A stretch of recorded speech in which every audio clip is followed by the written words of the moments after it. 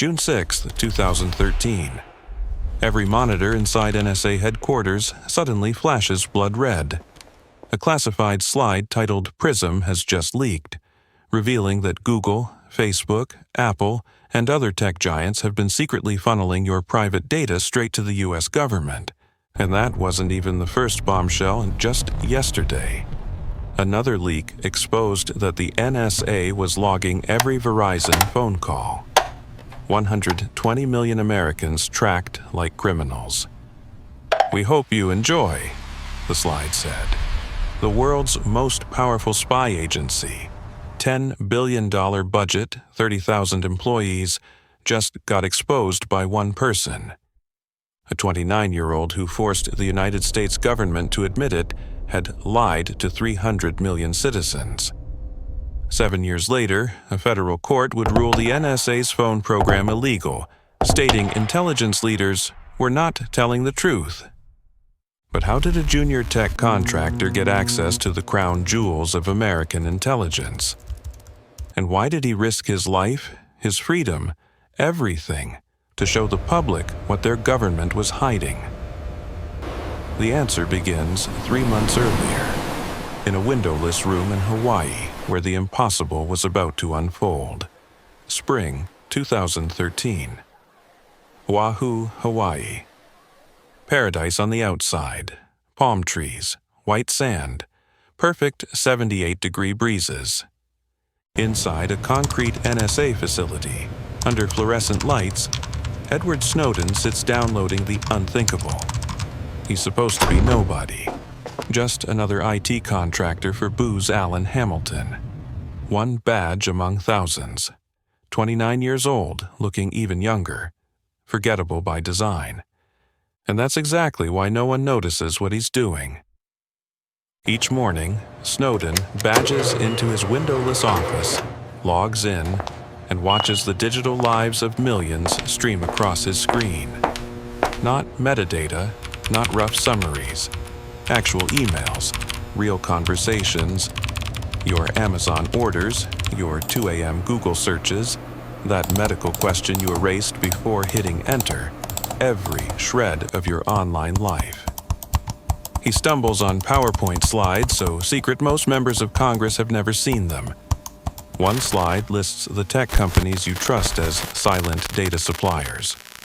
Another, labeled Upstream, shows the NSA literally tapping into undersea internet cables, copying everything that flows through them. But the tool that chills him is called XKEYSCORE.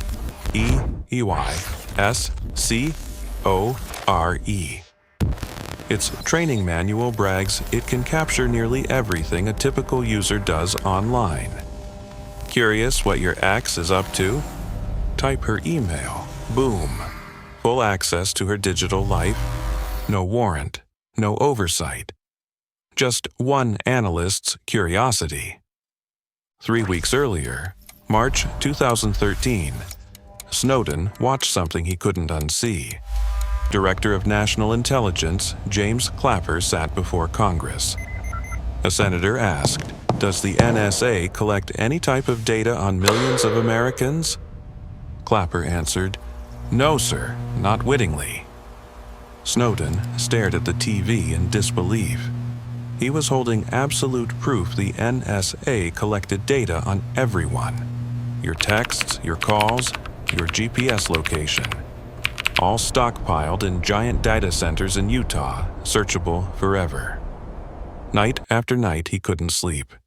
He had sworn an oath of secrecy. Breaking it meant prison, maybe worse. He couldn't even tell his girlfriend what he did for a living. But watching this felt like witnessing a crime against the entire country. The NSA's mission was to protect America from foreign threats, not treat every American as one.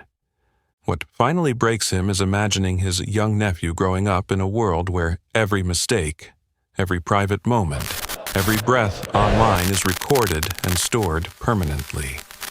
By late May, paradise feels like a cage. Snowden makes a decision that will define the rest of his life. Hero or traitor, depending on who tells the story. He begins copying classified documents onto encrypted drives, carefully chosen files meant to prove one thing: your government is lying to you. But two questions haunt him. Who will believe a no-name IT contractor over the entire U.S. intelligence community? Even if they believe him, will anyone care? January 2013, months before everything explodes. Snowden sends his first encrypted email. Posing under an alias, he contacts filmmaker Laura Poitras, already on a government watch list. His message is brief: "I have something you need to see." She almost deletes it. Another conspiracy crank. But the technical depth in his messages catches her attention. This person knows things, real things. Next, Snowden tries Glenn Greenwald, a Guardian journalist famous for dismantling government overreach. The problem? Greenwald can barely use email encryption. So, Snowden does something almost funny. He makes a YouTube tutorial titled something like "Encryption for Beginners."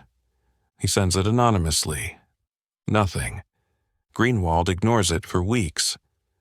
Until Poitras tells him, "Take this seriously. This is real." By May, they agree to meet. Snowden chooses Hong Kong, a legal twilight zone, neither fully China nor fully Western. He tells his girlfriend he's going on a business trip, kisses her goodbye, knowing he may never see her again. On May 20th, 2013, Snowden boards a plane carrying 4 laptops and one odd prop, a Rubik's Cube, a signal to the journalists. June 3rd, Mira Hotel, Hong Kong. Greenwald spots a skinny kid in the hotel lobby fidgeting with the cube. This can't be him, he thinks. I expected a hardened spy type, not someone who looks like he fixes printers. But upstairs in room 1014, the kid opens his laptop and shows them the impossible. A secret court order from April 2013 demanding Verizon hand over all phone records, not just suspicious ones, but every call made since 2006. Greenwald's hands shake. This is proof, black and white proof, that the U.S. government is spying on Americans. Then come the PRISM slides. Google, Facebook, Apple, the companies sworn to protect your privacy, listed as partners providing data straight to the NSA. Your private Facebook messages? NSA has them. Your deleted Gmail drafts? They have those too. Then Snowden pulls up upstream. "This is where it gets scary," he says. The NSA physically tapped the world's internet backbone. Every email sent overseas, every video call, every file transfer, copied, stored, searchable later. But the real horror is XKEYSCORE. An analyst types in an email address. In seconds, up pops emails, passwords, credit cards, browsing history, photos, medical records, no warrant, no oversight. Snowden tells them, any analyst can do this, to anyone. The journalists work 18-hour days verifying everything. Snowden barely sleeps. He knows the NSA's internal trackers are already sniffing for the breach. After 5 days, the first story is ready. Greenwald hovers over the send button. Once this goes live, there's no going back. The most powerful spy agency in history will know exactly what happened, and they will unleash everything to find the source. Snowden looks at him. "Do it." Greenwald clicks. In 12 hours, the world will wake up to proof that George Orwell undershot reality. But will anyone care? And once the NSA realizes what happened, how long before they find the man responsible? June 5, 2013, 6 p.m. Eastern. The Guardian's website crashes under the surge of traffic. The headline, NSA collecting phone records of millions of Verizon customers daily. Within minutes, every major U.S. news network interrupts regular programming. CNN, Fox, MSNBC, each flashing the same classified court order. Anchors ask the same stunned question: is this even legal? June 6th. The PRISM story drops like a nuclear blast. The Washington Post and The Guardian publish simultaneously. Logos everyone recognizes: Google's G, Facebook's F, Apple's bitten apple, lined up beneath a top-secret stamp. The companies Americans trust most are feeding private data to the NSA. Mark Zuckerberg releases a statement: "We've never heard of PRISM." But the documents say otherwise.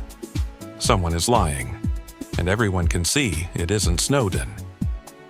Then there's James Clapper, the man who lied to Congress. He goes on TV looking like he hasn't slept in a week. He calls the leaks extremely damaging, and when asked why he lied under oath, he fumbles. I responded in what I thought was the most truthful, or least untruthful, manner. That line will follow him forever. Next comes NSA, Director Keith Alexander. Sweating through his uniform, he insists these programs stopped 54 terrorist attacks. Reporters fact-check within hours. The real number? 0. The phone dragnet never prevented a single imminent attack. Meanwhile, more Snowden leaks hit the press daily. Boundless informant. A heat map showing the NSA collected 3 billion pieces of intelligence from U.S. systems in just 30 days. Then comes the international outrage. German Chancellor Angela Merkel learns the NSA tapped her personal phone. Brazil's president discovers her official emails were intercepted. 35 world leaders, allies, not enemies, were surveilled by the United States. Diplomatic relationships decades in the making collapse in days. June 9, 2013. The biggest twist yet. Snowden goes public. In a calm, steady video filmed in his Hong Kong hotel room, he says the words heard around the world. "I'm Edward Snowden. I'm 29 years old. I worked for the NSA. I'm the source." The internet detonates. Twitter melts down. Half the country calls him a hero. The other half calls for his execution. Within hours, the U.S. charges him under the Espionage Act, a century-old law used to prosecute spies. The charges: theft of government property, unauthorized communication of defense information, willful communication of classified intelligence. Potential punishment: life in prison or worse. At his Hong Kong hotel, chaos erupts. Journalists swarm the lobby. Tourists take photos. Intelligence agents, almost certainly, blend into the crowd. Snowden checks out on June 10th and vanishes into a safe house. The U.S. demands Hong Kong arrest him immediately. Hong Kong replies with paperwork delays. Officially. Unofficially, China is calculating the geopolitical value of humiliating Washington. Every hour Snowden remains free makes the U.S. look weaker. David versus Goliath.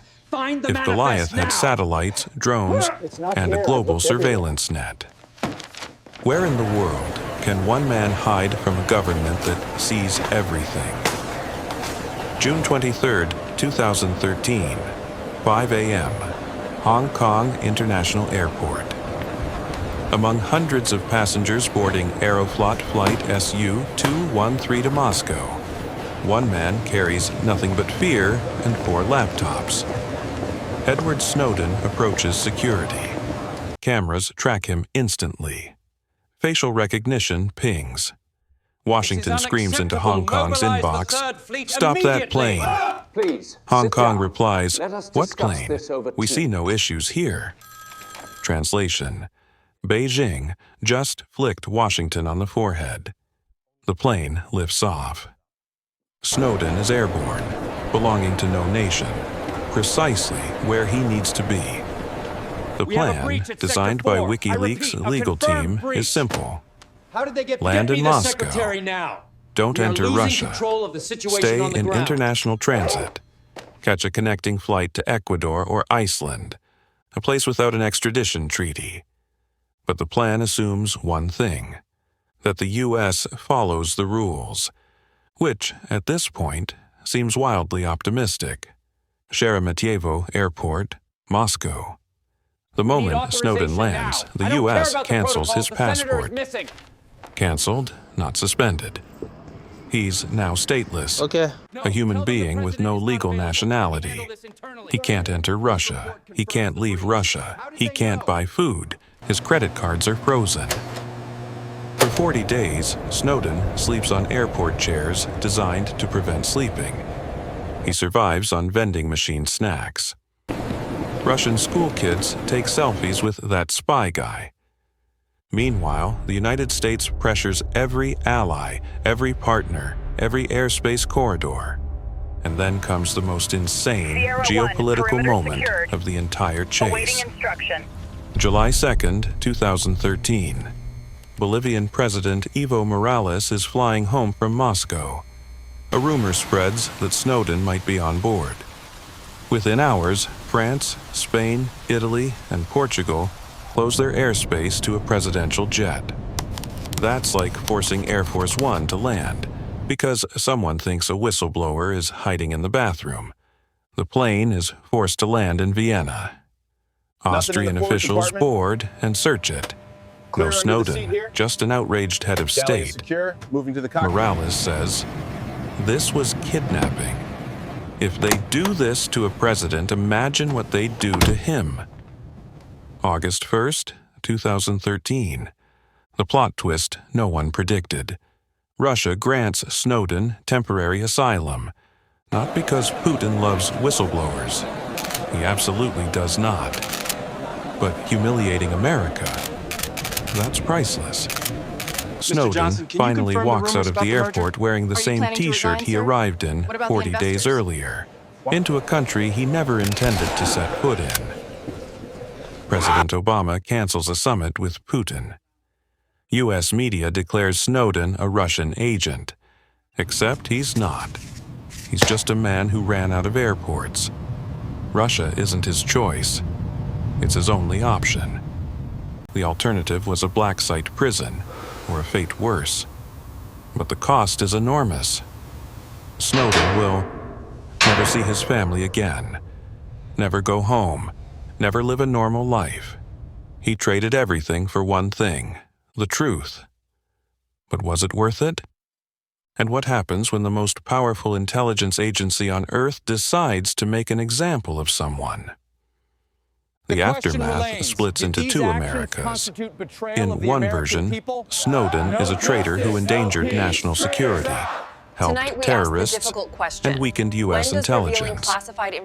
In the other, he's Paul Revere with a laptop, racing ahead to warn the public that the surveillance state isn't coming. It's already here. Which version you believe depends entirely on which news channel you watch. But facts? Facts don't care about either narrative. Because the moment Snowden's leaks went live, the world changed in measurable, irreversible ways. Within 6 months, tech companies panic. Millions of users suddenly realize their private messages, photos, and late-night searches weren't private at all. Platforms respond fast. WhatsApp rolls out full end-to-end encryption to 2 billion people. Apple designs iPhones it can't unlock, even if the FBI demands it. Google quietly rewrites security protocols to keep government taps out.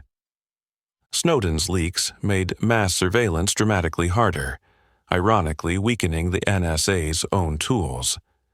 President Obama, who ran on promises of transparency, is suddenly forced to admit something is wrong. In January 2014, he gives a carefully worded speech that sounds like Snowden ghost wrote it. Just because we can do something does not mean we should. Oversight committees are created. Review boards convene.